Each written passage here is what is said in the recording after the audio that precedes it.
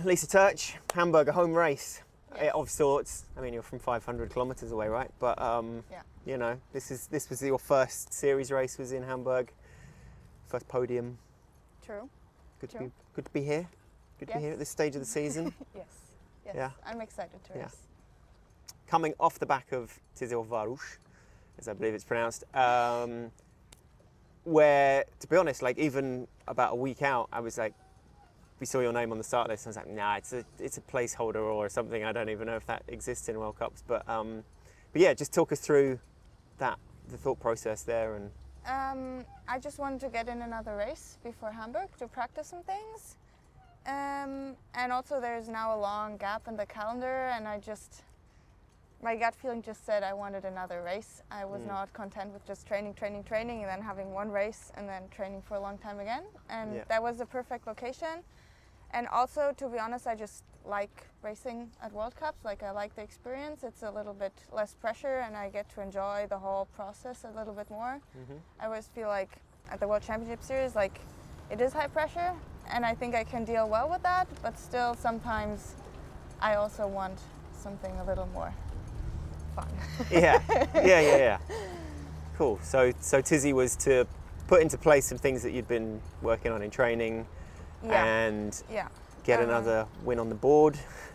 Yeah, like a long time ago I said like every year I want a World Cup win. Right, okay. And most years I've been able to do that, so that was my one for this year.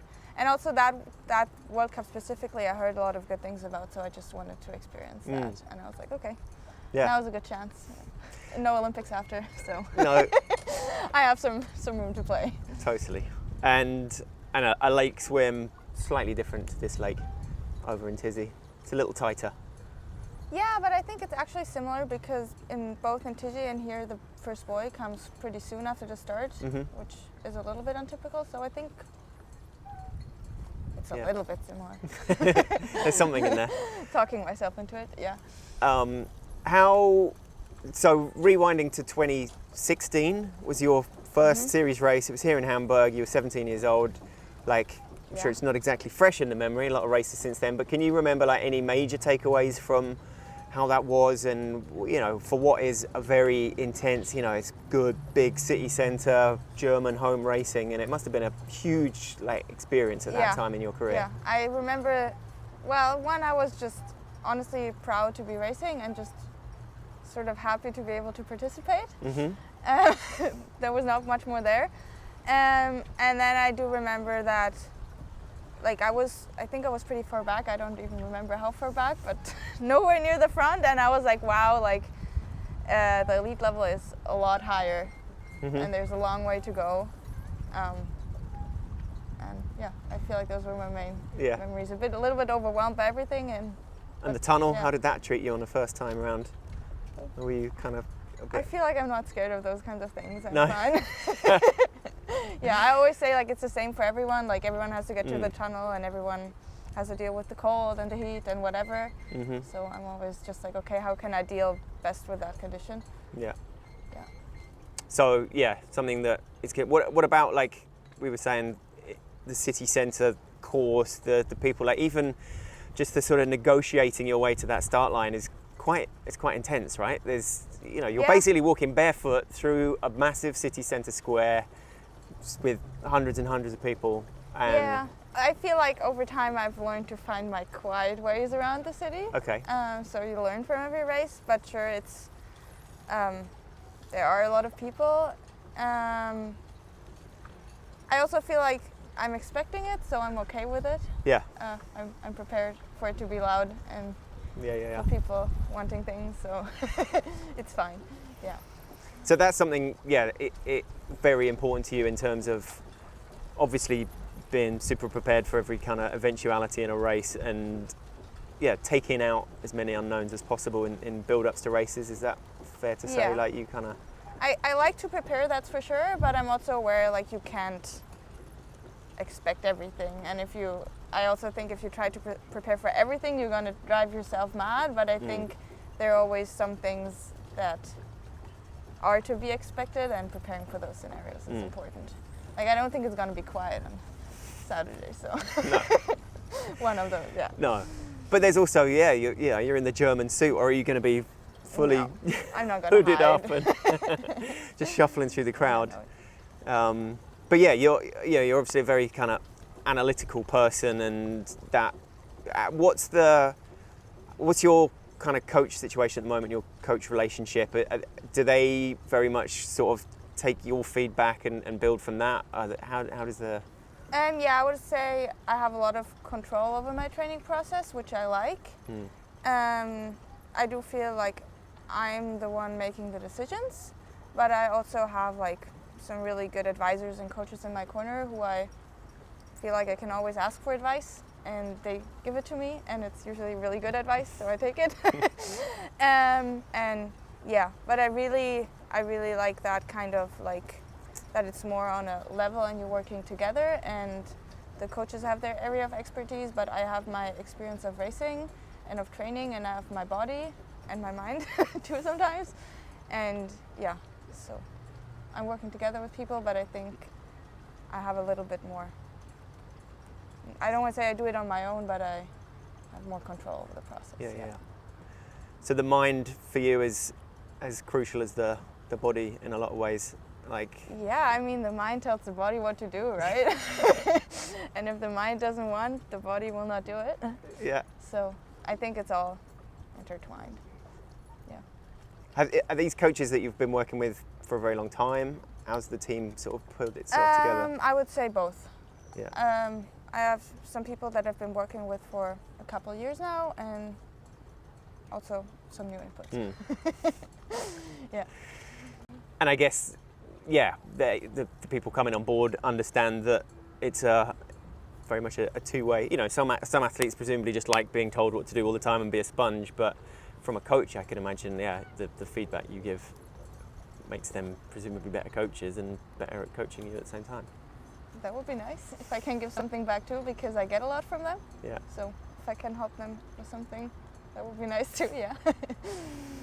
And when it comes to these races, certainly like in recent races, your mum has been obviously like a very apparent figure by the side. Sort of, is that a recent thing, or did I just not sort of notice it before? And what does she bring a sort of a calm and a peace to your preparation as well? Well, she knows all parts of my preparation, so I feel like she's best able to support me also. But like, she's been there in other races as well. I just feel like maybe people haven't been paying as much attention to it. But she's been there the whole way. And yeah. Was she an athlete? She looks like she was probably an athlete. No? No. Oh, right. Yeah. No. My parents just do sport for fun, which is really good for me. That I see people do that too. Okay. Yeah. Competitive family tennis matches and things like that in the past that blew up? No? Oh, okay. No. Luckily not. So there was somewhere I wanted to go with that, and I can't remember what it was. But so going back, Algerro as a race was always going to be, always had the marks of a race where a small pack could get away. That's kind of inevitably somewhat what happened. How did you feel? Like, how do you reflect on that race? Did it just get away in the swim, and you then wanted to take it down to a sort of a 10K against some very fast women? It did get away in the swim. I made some tactical errors that I just was not even aware of that those were errors. At what point did you realize they were? At the first buoy already. Okay. And then I had to tease out what exactly I did wrong and what I want to do better next time. Mm-hmm. So obviously, like with the Algerro race, I was not happy with the outcome. But I learned a lot from the race, and I think oftentimes like you actually learn most from the races that don't go your way. Like, for example, when I won in Abu Dhabi, like I was just happy I won, but I did some things well, I did some things poor, but I feel like with the bad races, or like let's say where the outcome wasn't how you expected it or wanted it, like you go much more into the analysis part that I like, and then you can work out what was wrong and what you can do better, and then in the end, I feel like every race is just like a dot on a curve, and the curve inevitably goes up and down a little bit, and now I can already say, okay, like a 6th place wasn't really my hope or my expectation, and I know like 2 years ago I think it was in Cagliari. I was 8th, and I remember being like super happy with it, and I was like, wow. So I feel like you also sometimes need to zoom out a little bit and keep perspective. And yeah, I mean, like every race is a chance, but then also the race is just over, and the next race comes like the next one and the next one. Yeah. Only the Olympics are maybe a little bit where it's a little bit harder to be like, oh, the next Olympics are coming. Compartmentalize. Yeah.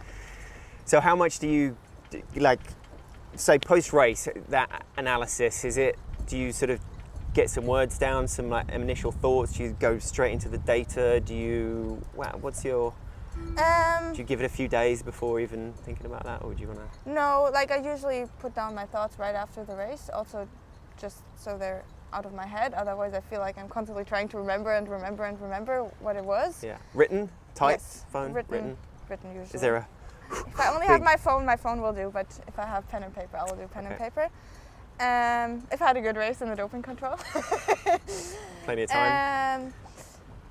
And yeah, then I just like read over it again and try to pull out patterns and talk to people and ask how they perceive it and how they see it. And there are like things that are important to change and things that are easy to change, and sometimes both and sometimes neither. So then I just look like, okay, what do I want to try to work on until the next race, and also like what are just like themes that are coming up again and again and that might need some more time and more work, and also like not how I can cover them, but like how can I deal with them right now. Yeah.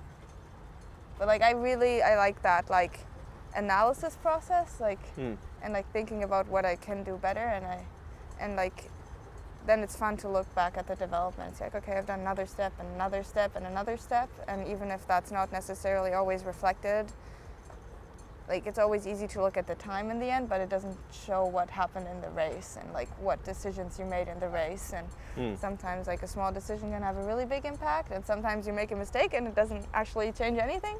So, and only I know that, you know? Exactly. Something you do in a win that you could just forget about is like maybe is important to get down and make sure you never do again for whatever reason. Is there like a Mothership file somewhere then on Lisa Tertsch, like a document that's constantly added to after every race, or? I'm trying. Yeah. I have a pile of papers that is not very organized, and every year I'm like, I should get to this. Keep it, no. And even like keep it analog. And yeah, I will, but still like I have all the information there, but I don't have it accessible, so that's another thing to work on for the future. Yeah. And the plotted graph of over time with the thing, is that an actual thing? No. Okay. I'm actually not a very data-driven person, to be honest. Like I do a lot by feel and by how I feel like I want to do it. So, yeah. And it's a process that you're just thriving in at the moment, like being number one, being able to kind of leave a race like Algerro, know what you want to work on, and be able to go away and do that. It must be an incredibly satisfying place to be in when it's going really well. Yeah, yeah, it's kind of fun. I feel like I sort of started out being a student. Like I went to school and then I went to university, and I was very like adapted to that kind of lifestyle, and also to the priorities you have. And then now I like downsize the studying a little bit, and every year I'm learning a bit more about like what it actually means to be a professional athlete. And sure, my training has changed probably, but also I feel like just much more like what I do around training to optimize training, that has changed much more. Yeah. Like now I get up and I do my training first thing, and before I was always, okay, I need to study first and do all of that, and then maybe I have time for training. Right. Yeah. Yeah, nice to prioritize that. Yeah, so that like shift in priorities, and also where I put all my energy in, like I feel like that's like coming over time. But also I feel like academics has allowed me to be more patient. And like I haven't, sometimes of course everyone pushes too much, but like I always have like something else on the side that I also need to do, so it's my sort of safety net. That's ongoing, Yeah, right? yeah. To how much? In what sense? As in you're doing a PhD, or you did the PhD already? No. I'm doing a master's. Right. At the moment, but it's in the end stages, and I need to think about what I'm doing next. Yeah. Oh right. Wow. Yeah. So that's all ticking along as well, heavily, more than ticking. Yeah. Thumping along. Yeah, but it's manageable. I'm learning. Well, I've learned over a long time how to combine. Yeah. And at what point, just to go back to the sort of time between Algerro and Tizzy, and like, at what point did Tizzy become what you felt like you wanted to do and needed to do? Because so you've been in Font Romeu as well, swimming Yes. with some absolute darts, right? Isn't there Yeah. the open water swimming session going on up there? So Well, it was mostly pool swimming, but no, yeah, but sorry, also other swimmers. but yeah. with a lot of like marathon Yeah. swimmers or something. Yeah. So I suppose that gives you something to benchmark against as well. But also, you were just there with some very deliberate, specific goals in mind, were you? Yeah, I mean, my swim last year was good, but it wasn't really good, and I still felt like there were some improvements to be made, and that opportunity opened up, and I was just like, okay, I want to train more with people, and everything that has come up before didn't feel right, and that felt right. So when something feels right, I'm also quick to jump on and grab the opportunity. Yeah. Trust the instincts. Yeah. And the outcome was that your instincts were correct. Like, I think so. I mean, we'll see in on Algerro, Saturday. I made a mistake, but all the other races, it's been going really well, and like my times are improving, and I think like I'm enjoying training, and I think that's really important. And I constantly get to observe people who are really good, which is helping me a lot. And yeah, it's a fun new challenge. I always say like I like to be the worst, and I'm definitely the worst swimmer there. But yeah, Good. I mean, like yeah. When you're number one in the world and you're still in a swimming pool knowing you're the worst. Yeah, I'm then definitely the that's worst. a good place to be, though, Yeah. in a way. Great. Well, yeah, Hamburg fast approaching.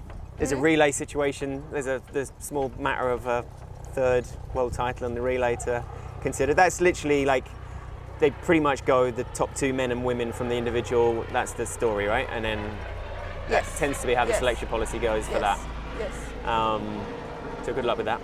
Thank you. A third world title and an Olympics would be like, that's almost the French domination of the 2018-22 era. And yeah, game plan for Saturday then. I mean, you've podiumed here twice. A Beth Potter and two Olympic champions you've shared those podiums with. Mm-hmm. Yeah. True. I haven't seen it like that, but yeah. Target. Good research. Top step target. We'll see what's possible. Like, it's not that I don't want to say, oh, I just feel like it's hard to come from the outcome first. Mm-hmm. I feel like you need to look at what you want to do, and then if you make the right decisions and the right process, then the good results will come. So I think I'm in really good shape. Chichi was more of a preparation race. So I'm just excited to see what's possible. There's no And I'm kind of like, I don't want to say I'm happy with everything, but I know what I want to do in the race, and if I've done that, I'm going to be happy with it. So if it's a top step, that would be nice. If it's a third, would also be nice. Fourth would be like a little bit just because it's fourth, but yeah, I'm always trying. I feel like the outcomes I can't control as much. So if the others are better, then they're better, and I need to figure out what I need to do. But yeah. And coming in again as race number one and number one in the world is presumably a great feeling. That target. Yeah, it's a bit, I don't want to say it's weird, but like I haven't really focused on that. Like I've just taken every race as it comes. And I am aware that other people have not done 3 races yet, and I have. Yep. So Long yeah, may it continue. We'll continue, but also there's a long break to train now after, so season is far from over. The season is far from over. Plenty still to give. Yes. Lisa Tertsch, thank you very much. Thank Good luck you. out there. Thank you. Thanks.